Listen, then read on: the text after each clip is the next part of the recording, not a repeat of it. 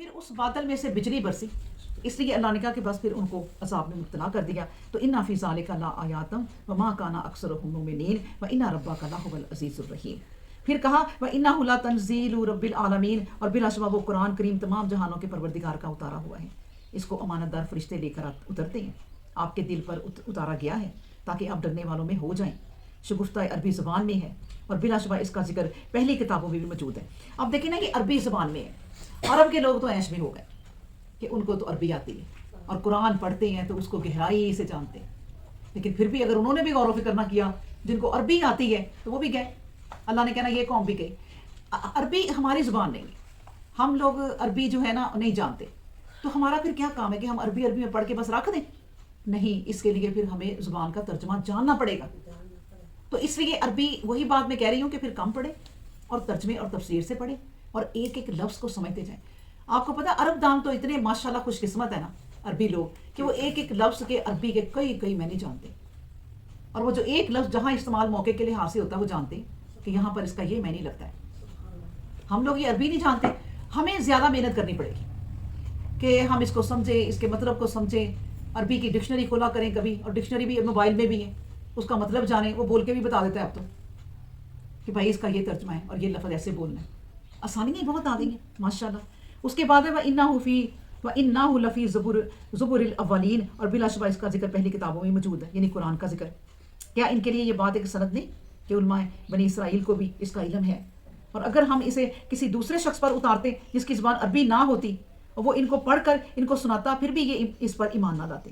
اور اس طرح ہم نے ان کو ان نافرمانوں کے دلوں میں داخل کر دیا. یہ لوگ اس پر ایمان نہ لائیں گے جب تک دردناک عذاب نہ دیکھ لیں گے. پھر وہ ان پر اچانک آ جائے گا اور انہیں خبر بھی نہیں ہوگی.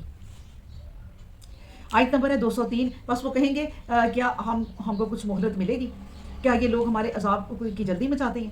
کیا آپ نے دیکھا کہ اگر ہم ان کو برسوں فائدہ پہنچاتے رہیں، پھر وہ عذاب جس کا ان سے وعدہ ہے آ جائے، تو یہ فائدہ جو وہ اٹھاتے رہے ہیں ان کے کسی کام نہ آئے گا. اور ہم نے کسی بستی کو غارت نہیں کیا مگر اس کے لیے ڈرانے والے تھے، نصیحت کرنے کے لیے. وہ ہمارا کام نصیحت کرنے کے لیے، اور ہمارا کام ظلم کرنا نہیں تھا.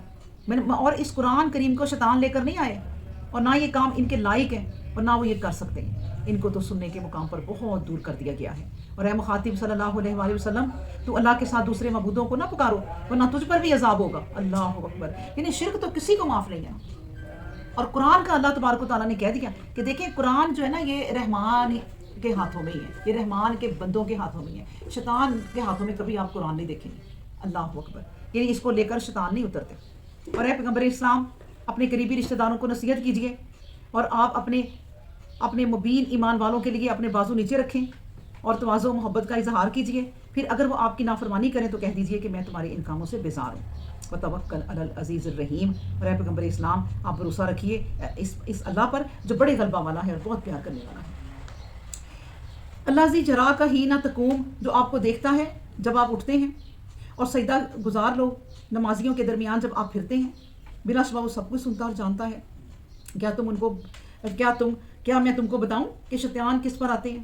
وہ ہر جھوٹے گناہ گار پر اترتے ہیں جو سنی سنائی باتیں ڈالتے ہیں، اور ان میں بھی اکثر جھوٹے ہی ہوتے ہیں، اور شعراء کی پیروی گمراہ لوگی کرتے ہیں، یعنی شاعروں کی. کیا آپ نے نہیں دیکھا کہ وہ ہر میدان میں سر مارتے پھرتے ہیں اور وہ ایسی باتیں کہتے ہیں جو وہ کرتے نہیں ہیں. اللہ اکبر.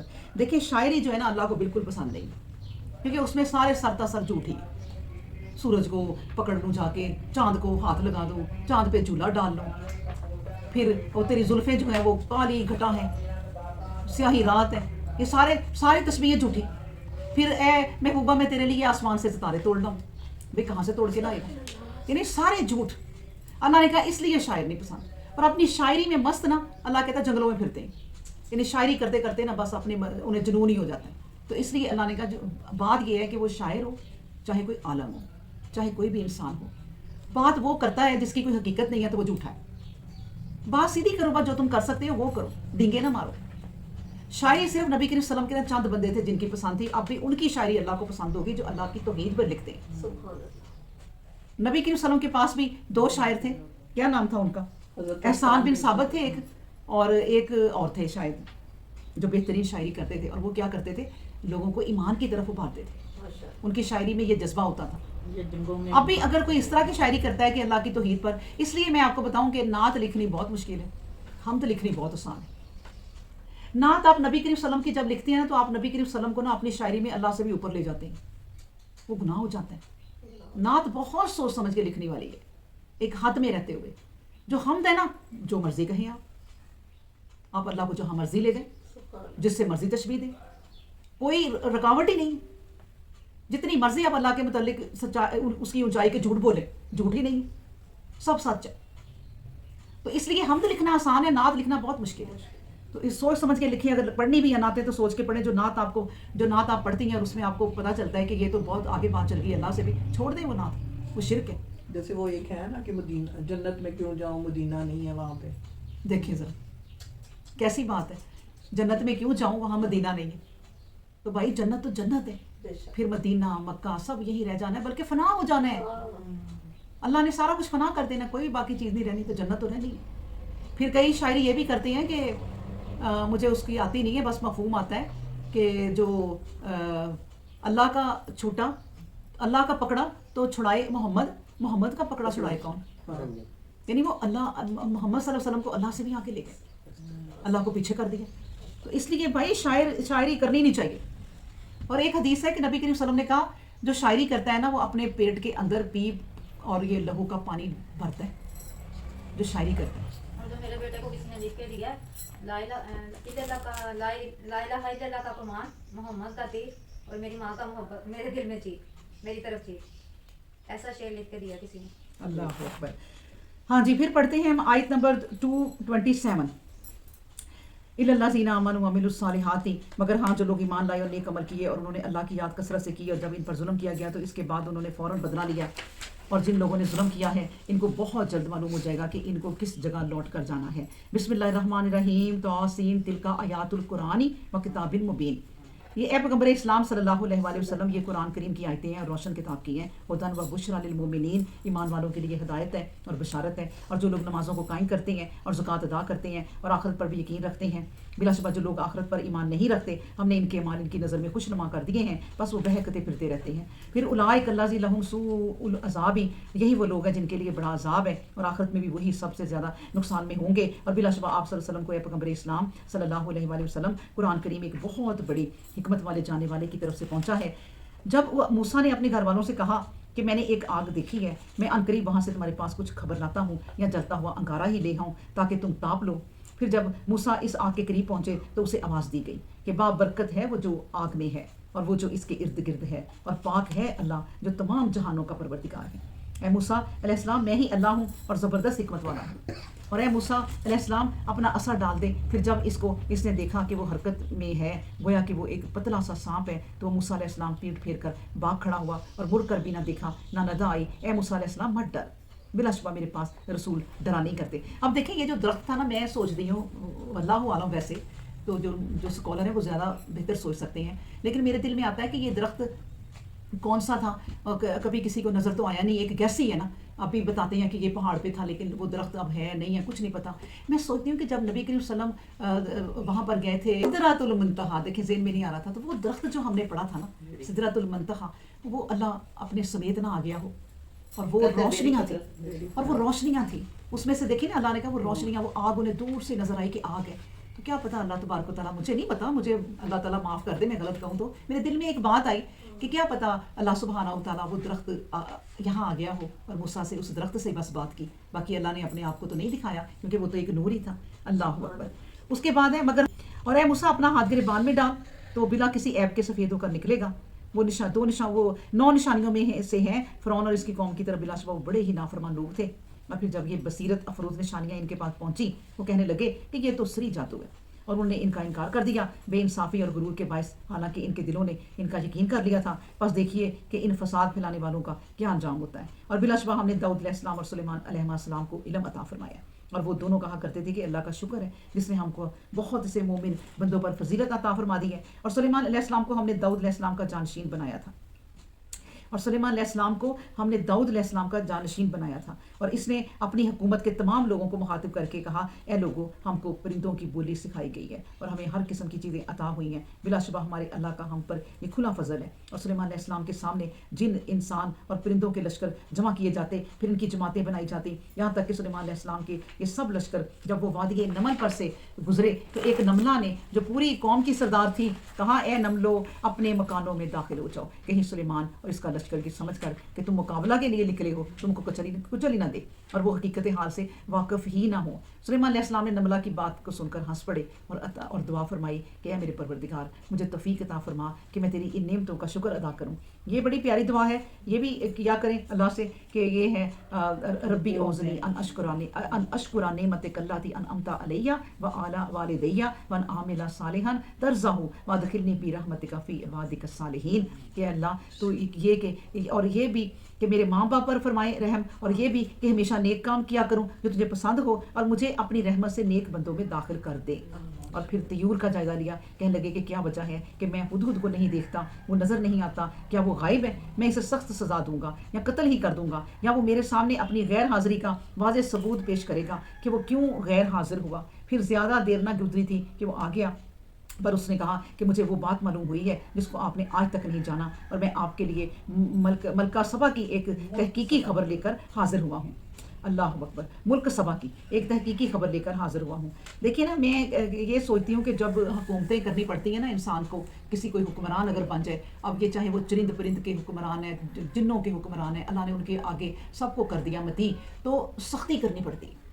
پھر کہیں جا کے یہ ساری قومیں جو ہے نا صحیح رہتی ہیں، نرمی نہیں کر سکتے۔ دیکھیے وہ ہر بات میں کیا کر رہے ہیں کہ حاضری لیتے ہیں، پورے لوگ حاضر ہوں، اور ایک حکمران کو یہ بھی پتا ہے کہ آج ایک ہدہد نہیں ہے، ورنہ اتنی ساری فوجی ہوں اور کوئی بیچ میں سے مس ہو جائے تو نہیں پتا چلتا، تو اس کا اور پرندہ ہے وہ، تو اس کا مطلب یہ بھی ہے کہ آپ یہ سوچیں کہ حکمران کیسے ہونے چاہیے، انہیں اپنی قوم کی ہر علاقے کی ایک ایک بات پتہ ہونی چاہیے۔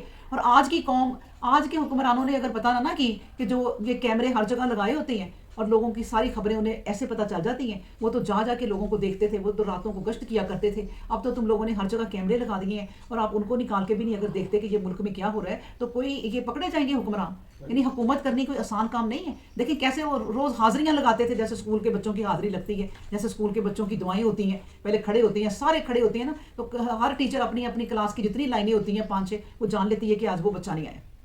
تو انہوں نے بھی پتہ نہیں کتنا اپنا یہ نظام بنایا ہوگا کہ جو ان کو پتہ چل جاتا ہوگا کہ آج کوئی یہ کون سے لوگ ہیں جو نہیں آئے، انسانوں میں سے ہیں، چرندوں میں سے ہیں، جنوں میں سے ہیں، ان سب کو پتہ ہے۔ تو انہوں نے کہ دیکھیے آپ سوچیں کہ انہوں نے اپنی کتنے قوانین بنائے ہوئے تھے اگر اللہ نے ان کے حوالے قومیں کی تھی تو۔ اللہ اکبر۔ پھر اس کے بعد ہے کہ اور پھر یہ ساری قومیں جب ان کے حوالے بھی کر دی جائیں تو پھر وہ اللہ کو کیا کہہ رہے ہیں کہ اللہ تعالیٰ مجھے شکر کرنے والا بنا اور مجھے بھی اور میرے والدین کو بھی بخش دینا، یعنی پھر شکر کرنا، پھر تمام قوموں پہ آپ حاوی ہو گئے ہیں تب پھر اللہ کے آگے جھک جانا۔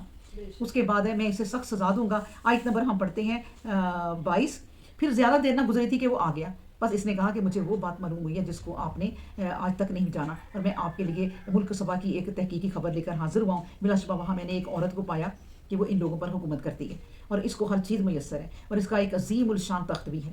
میں نے اس کو اور اس کی قوم کو اللہ کے سوا سورج کو سجدہ کرتے ہوئے پایا ہے، اور جس کا واضح مطلب ہے کہ ان کو شیطان نے ان کے اعمال جو وہ کر رہے ہیں خوشنما کر کے دکھا دیے ہیں۔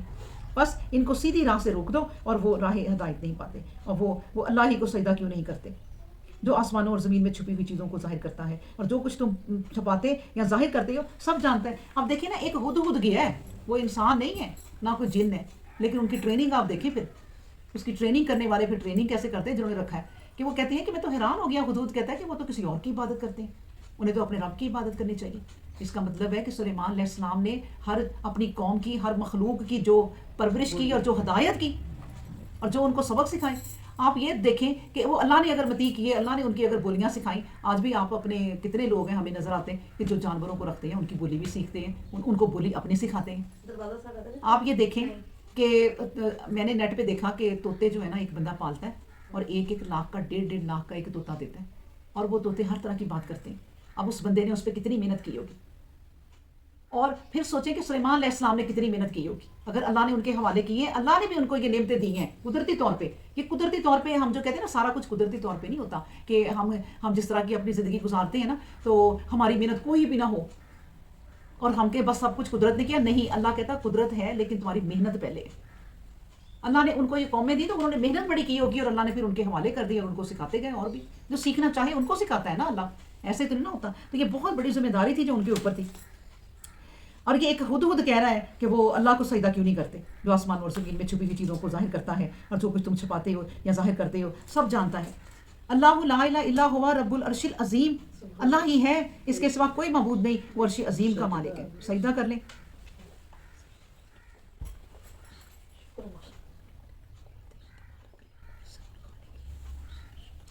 اللہ اکبر. اللہ سے دعا کریں کہ اللہ تعالیٰ ہمارے سجدوں کو قبول کرے اور ہمیں اپنے بہترین لوگ جو سجدہ کرتے ہیں نا ان میں کر دے. اللہ اکبر. اس کے بعد ہے آیت نمبر 27. سلیمان علیہ السلام نے ہدہد سے کہا, اچھا ہم دیکھتے ہیں کہ تو نے سچ کہا ہے یا کہ تو جھوٹوں میں سے ہے. یہ میرا خط لے جا اور ان کو ان کے پاس ڈال دے, پھر ان کے پاس سے ہٹ جا اور دیکھ کہ وہ کیا جواب دیتے ہیں. ملکہ نے کہا, اے سرداروں, میرے پاس ایک بڑی بزرگی والا خط ڈالا گیا ہے. انہ من سلیمان و انہ بسم اللہ الرحمن الرحیم, بلا شبہ وہ سلیمان کی طرف سے ہے اور اس میں یہ ہے کہ پڑھو اللہ کے نام سے جو بہت ہی مہربان اور بہت ہی پیار کرنے والا ہے. کہا جاتا ہے کہ جتنے پچھلے پیغمبر گزرے ہیں نا, بسم اللہ کا کسی کو نہیں پتا تھا. یہ صرف سلیمان علیہ السلام کو اللہ نے بسم اللہ سکھائی اور وہ یہ بسم اللہ کے نام سے لکھتے تھے. سبحان اللہ. اور پھر کہا کہ میرے پیغام کے مقابلہ میں سرکشی نہ کرو اور میرے پاس فرما بردار ہو کر چلے آؤ. ملکہ نے کہا کہ اے سردارو, میرے معاملہ میں مجھے مشورہ دو, میں کوئی فیصلہ نہیں کر سکتی جب تک کہ تم میرے پاس حاضر نہ ہو جاؤ. دیکھیں نا, زندگی جو بھی مسلمان ہیں نا, قومیں گزری ہیں, زندگی ایسی گزارنی چاہیے کہ آپ کے ملک کی جتنی قومیں ہیں نا وہ آپ کی مطیع ہوں اور آپ اپنے بڑے بڑے چیزیں اپنے مطیع کی ہوں. جیسے آج کل ایٹم بم ہے, آج کل اور چیزیں ہیں دوسرے ملکوں پر حملہ کرنے کے لیے. یہ تمام چیزیں آپ کے پاس ہونی چاہیے, پھر یہ قومیں کسی قوم کے مطیع ہوتی ہیں. اور جو قوم یہ کر لے گی وہ اپنے مطیع کر لے گی, چاہے ہم ان کے بھی مطیع ہو جائیں. تو حکومت کرنے کے لیے بہت بڑے بڑے کام کرنے ہی پڑتے ہیں اور اپنی حکومت کو بڑھاتے ہی رہنا چاہیے. جہاں پہ آپ کمزور ہو گئے, آپ دیکھ لیں جہاں ہمارے بادشاہی حکومت جب تھی وہ جب ختم ہوئی تو کیسے ہوئی کہ بادشاہ عیش و عشرت میں پڑ گئے. آگے آگے ان کے بچے آگے آگے وہ شراب پی کے نشے میں پڑے رہتے بس, اور کوئی حکومت کے فرائض انجام نہیں دیتے. وہ ختم ہوگی بادشاہت, دیکھ لیں پھر ختم ہو جاتی ہیں. یہ نہیں اللہ کرتا کہ کوئی کچھ بھی نہ کرے اور ان کی بادشاہیت ویسے ہی سلامت رہے. پہلے محنت پھر اللہ کی رحمت, یہ بات تو شرطی ہے.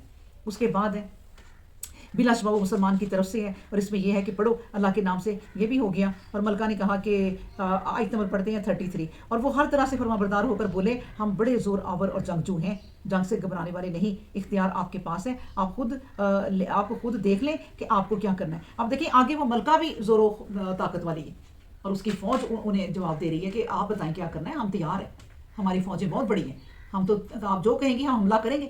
ملکہ اگر حکم دے گی, وہ اپنی جگہ مطلب کہ وہ جمے ہوئے ہیں, وہ بھی صحیح فوج ہے, لیکن ملکہ کو اللہ تبارک و تعالیٰ نے عقل و شعور ذرا زیادہ دیا. اس نے کہا نہیں, ہم ایسے ہی پاگلوں کی طرح حملہ کریں اور پھر ہار کے بیٹھ جائیں. اور پھر جنگ تو دنیا ہی ویسے تباہ کر دیتی ہے, عورتیں بیوہ کر دیتی ہے, بچے مار دیتی ہے. کوشش کرو کہ جنگ نہ ہو اور معاملہ جو ہے نا ویسے ہی صحیح ہو جائے. پھر اس نے ملکہ نے کہا جب بادشاہ کسی بستی میں داخل ہوتے ہیں تو وہ اس کو تباہ و برباد کر دیتے ہیں اور اس کے معزز لوگوں کو ذلیل کر دیتے ہیں, اور یہ لوگ بھی ایسا ہی کریں گے. اور میں ان کے پاس ایک ہدیہ بھیجتی ہوں, پھر دیکھتی ہوں کہ قاصد کیا جواب لاتے ہیں. بس جب ملکہ کا قاصد سلیمان علیہ السلام کے پاس پہنچا تو اس نے کہا کہ تم مال سے میری مدد کرنا چاہتے ہو, مجھے جو اللہ نے دیا ہے وہ اس سے کہیں بہتر ہے جو تم کو دیا گیا ہے, بلکہ اپنے ہدیہ سے تم خود ہی خوش رہو. تم واپس جاؤ, ہم ان پر اپنے لشکروں کے ساتھ حملہ کریں گے کہ جن کا مقابلہ تم سے نہ ہو سکے گا, اور ہم ان کو وہاں سے ذلیل کر کے نکالیں گے اور وہ خوار ہوں گے. سلیمان علیہ السلام نے فرمایا کہ اے سردارو, تم میں کون ہے کہ اس ملکہ سبا کے لیے تخت میرے سامنے لے آئے قبل اس کے کہ وہ فرما بردار ہو کر میرے سامنے حاضر ہوں. جنوں میں سے ایک طاقتور جن نے کہا کہ میں اس کو حاضر کیے دیتا ہوں, اس سے پہلے کہ آپ اپنی جگہ سے اس کے استقبال کے لیے اٹھیں, اور میں اس کام کے لیے طاقتور اور امانت دار ہوں. اور درباریوں میں سے ایک نے کہا جس کے پاس باقاعدہ کتاب کا علم تھا کہ میں آپ کی آنکھ جھپکنے دوبارہ اس طرف مبذول ہونے سے پہلے ہی اسے حاصل کر سکتا ہوں. پھر جب اس نے عرش کو اپنے پاس رکھا ہوا دیکھا تو فرمایا یہ میرے رب کا فضل, تاکہ وہ مجھے آزمائے کہ میں اس کا شکر ادا کرتا ہوں یا ناشکری کرتا ہوں. اور جو شکر ادا کرتا ہے تو اپنے ہی لیے شکر ادا کرتا ہے, اور جو ناشکری کرتا ہے تو وہ اپنے لیے.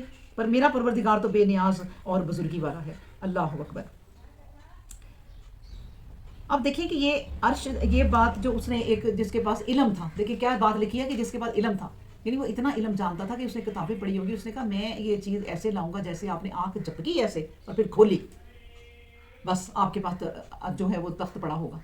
تو اسی طرح دیکھیے اللہ آخرت میں کیا کہتے ہیں کہ جب مردے اٹھیں گے تو وہ کہیں گے تم کتنی دیر دنیا میں رہے, تو جن کے پاس کم علم ہوگا وہ کہیں گے 10 دن یا کوئی کچھ دن، اللہ کہتے ہیں کہ جس کے بعد علم ہوگا نا تو وہ کہیں گے ایک دن یا ایک دن کا کچھ حصہ. تو یہ باتیں علم والے جانتے ہیں، اور علم انہیں کو آتا ہے جو پڑھتے رہتے ہیں، پھر علم کے ساتھ لگے رہتے ہیں. علم ایسے ہی نہیں آ جاتا. بس ایک صفحہ رہ گیا ہے. ہاں جی. پھر جب وہ اپنے وقت مقرر پر آ پہنچی تو اس تخت پر بٹھاتے ہوئے اس سے پوچھا گیا کہ آپ کا تخت ایسا ہی ہے؟ اس نے جواب دیا کہ یہ گویا یہ ویسا ہی ہے. ہم کو اس سے پہلے ہی علم ہو چکا ہے کہ آپ ہم سے زیادہ طاقتور ہیں اور ہم فرما بردار ہو چکے. اور اس حقیقت حال نے اس کو ان چیزوں سے جن کی وہ اللہ کے سوا پرستش کرتی تھی روک دیا، حالانکہ وہ کافروں میں سے تھی. اس سے کہا گیا کہ اس محل میں داخل ہو جائیے. جب اس نے دیکھا کہ تو گمان کیا کہ یہ بلوری محل ہے، تو اس نے اس کی بنیادوں کی اندرونی اور بیرونی طرفوں کے متعلق سوال کر کے حقیقت کو واضح کرا دینا چاہا. اس سے کہا گیا کہ یہ ایک محل ہے جس کو شیشے کی طرح چکنا بنایا گیا ہے. بلکہ بول اٹھی کہ اے میرے رب، بلا شبہ میں نے اپنے نفس پر ظلم کیا اور اب میں فرما بردار ہوئی سلیمان علیہ السلام کے ساتھ اللہ تعالیٰ کے لیے جو تمام جہانوں کا پروردگار ہے. دیکھیں یہ دنیا جب سے اللہ نے بنائی نا، دیکھ لیں چیزیں ساری سہولت کی ترقی یافتہ جو اب چیزیں آئی ہیں نا تب بھی تھی. اب جو ہم کبھی کوئی مرر دیکھتے ہیں نا کسی عمارتوں میں لگے ہوئے، آپ جائیں کسی شاپنگ سینٹر میں تو آپ کو نا باہر سے تو اپنا آپ ہی نظر آئے گا، لیکن اندر سے وہ سب کچھ دیکھ رہے ہوتے ہیں. ایسا مرر ہے دیکھیں. تو تب بھی انہوں نے کیا کیا چیزیں بنائی ہوں گی، اب بھی بن رہی ہیں، لیکن ترقی شروع سے ہوتی آئی ہے. اور اللہ قرآن میں یہی کہتا ہے کہ تم جو اب قرآن پڑھ رہے ہو نا، قومیں جو بھی آئیں گی، قومیں 100 سال بعد ہیں، اس سے بعد ہیں، اللہ ہر ایک سے یہ کہہ رہا ہوگا اس قرآن میں کہ تم جو اب آئی اور جو ترقی کی ہے نا، اس سے پہلے بہت ترقی کر چکے وہ لوگ، اور وہ نیست و نابود ہو گئے. بس بچے کون ہیں؟ ان کا ذکر جو شکر کرتے تھے وہی آخرت میں بچیں گے. اور ہم نے سمود کی طرف ان کے بھائی صالح علیہ السلام کو بھیجا، اور انہوں نے اپنی قوم سے کہا کہ اللہ کی عبادت کرو. بس نہایت افسوس ہے کہ وہ دو فریق و رگا پر سے جھگڑنے لگ گئے. صالح علیہ السلام نے فرمایا، میری قوم، تم بلائی سے پہلے برائی کی طرف کیوں جلدی کرتے ہو؟ اللہ سے اپنے گناہوں کی مغفرت کیوں نہیں طلب کرتے تاکہ تم پر رحم کیا جائے؟ انہوں نے جواب دیا کہ ہم تو تجھ کو اور تیرے ساتھیوں کو منحوس سمجھتے ہیں. فرمایا، تمہاری نحوست کا اصل سبب اللہ کے علم میں ہے، بلکہ تم وہ لوگ ہو جس کی آزمائش ہو رہی ہے. اور اس شہر میں 9 وڈیرے اشخاص تھے جو اس سرزمین پر فساد پھیلاتے رہتے تھے اور اصلاح نہیں چاہتے تھے. ان وڈیروں نے کہا کہ آپس میں قسم کھاؤ کہ ہم ایک رات کو اس پر اور اس کے لوگوں پر شب خون ماریں گے اور ان کو قتل کریں گے. پھر ان کے وارثوں سے کہہ دیں گے کہ ہم تو ان کے گھروں کی ہلاکت کے وقت یہاں موجود ہی نہیں تھے، اور بلا شبہ ہم سچ کہتے ہیں. اللہ اکبر. واقعی یہ بہت وڈیرے جو تھے نا، اکٹھے ہو کے یہ صالح علیہ السلام کو مارنے کے لیے گئے تھے. اور صالح علیہ السلام نا ایک اوپر کو چڑھ کے نا، ایک پہاڑی کے اوپر ان کا گھر تھا. تو جب یہ لوگ چلے نا، تو ان میں سے چند لوگوں نے پیچھے مڑ کے دیکھا تو بڑے بڑے لوگ، ان کے بڑی قوم جو پیچھے سب گئے. وہ اللہ تبارک و تعالیٰ نے جو زمین کھڈا بنائی اور اس میں گھس گئے. وہ صالح علیہ السلام کے پاس جا ہی نہیں سکے. اور انہوں نے ایک خفیہ سازش کی، اور ہم نے اس سازش کو دیکھیں نا، یہی بات ہے. اور انہوں نے ایک خفیہ سازش کی اور ہم نے اس سازش کو کامیاب نہ ہونے دیا، اور وہ اس بات کو سمجھتے نہیں تھے. پھر دیکھ لیجئے اے پیغمبر اسلام کہ ان کی سازش کا کیا نتیجہ نکلا. ہم نے ان کو اور ان کی ساری قوم کو تباہ و برباد کر کے رکھ دیا، اور یہ ان کے گھر ان کے ظلم کے باعث ویران پڑے ہیں. بلا شبہ اس میں جانے والوں کے لیے کتنی ہی نشانیاں ہیں. اور ہم نے ایمان والوں کو نجات دی کہ وہ اللہ کی نافرمانی سے بچتے رہیں. اور لوط، جب اس نے اپنی قوم سے کہا کہ تم بے حیائی کا کام کرتے ہو اور تم دیکھتے بھی ہو کہ کیا کر رہے ہو، کیا تم عورتوں کو چھوڑ کر مردوں کے پاس شہوت کے ساتھ آتے ہو؟ حقیقت میں تم لوگ تو بہت ہی جاہل ہو. لیکن تعجب ہے ان لوگوں پر کہ اس کی قوم کا جواب علاوہ عظیم کچھ نہ تھا. کہنے لگے، لوط کے ماننے والوں کو اپنی بستی سے نکال باہر کرو. یہ لوگ بڑے پاک صاف بنتے ہیں، ان کو ساتھ رکھنے کا کوئی جواز نہیں. پھر ہم نے اس کو اور اس کے ساتھیوں کو بچا لیا، سوائے اس کی بیوی کے جس کے متعلق فیصلہ ہو چکا تھا کہ وہ پیچھے رہ جانے والوں کے ساتھ ہوگی تاکہ وہ ہلاک ہو جائے. اللہ اکبر. یہ ابھی ریسنٹلی، بلکہ کچھ سال پہلے ایک واقعہ ہوا تھا. یہ دیکھیں، بڑے ماں باپ رہتے تھے گھر میں، لیکن بچے ان کے جو 2 تھے یا پتہ نہیں 1 تھا یا پتہ نہیں زیادہ تھے، وہ آوارہ تھے. وہ اپنے دوستوں کو گھر لے آتے تھے. تو بڑے ماں باپ کو کمرے میں بند کر دیتے تھے، کنڈی باہر سے لگا دیتے تھے کہ یہ ہمیں کوئی روک ٹوک نہ کرے. اب بھی یہ جو کام کرتے ہیں اور اس قیامت تک برے بھی لوگ ہیں، لیکن جب یہ مریں گے نا ایسے لوگ، تو ان کی روحیں لوط علیہ السلام کی قوم جو یہ حرکتیں کرتی تھی انہی کی روحوں میں پھینکی جائیں گی. جو بد لوگ پہلے گزر چکے ہیں نا، میں آپ کو بتاؤں، اور ان کی روحیں جہاں جہاں وہ سزا پا رہی ہیں اس فعل کی وجہ سے، اب بھی جو کام کریں گے یہ روحیں ان کے روحوں کے ساتھ ہی جائیں گی. اللہ اکبر. اور ان میں، اور پھر اس کے بعد ہے 58، اور ان پر ہم نے بارش برسائی، اور یہ بہت بری بارش تھی جو ان لوگوں پر ہوئی جو اللہ کے غضب سے ڈرائے جا چکے تھے. اے پیغمبر اسلام، بس آپ کہیں کہ کل الحمد للہ والسلام علی عبادہ الذین اصطفیٰ اللہ خیر اما یشرکون. اے پیغمبر اسلام، آپ فرما دیجئے کہ تمام اچھی تعریفیں اللہ کے لیے ہیں اور ان کے بندوں پر سلام ہو